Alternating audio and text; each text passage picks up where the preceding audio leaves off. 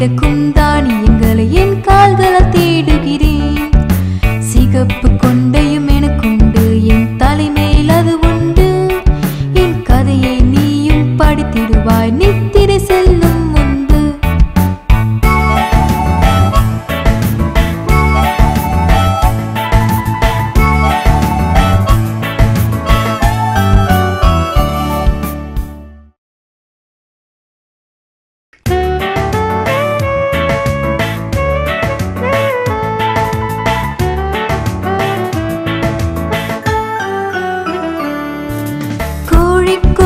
செல்லக்கோழி என்ன தேடுகிறாய்?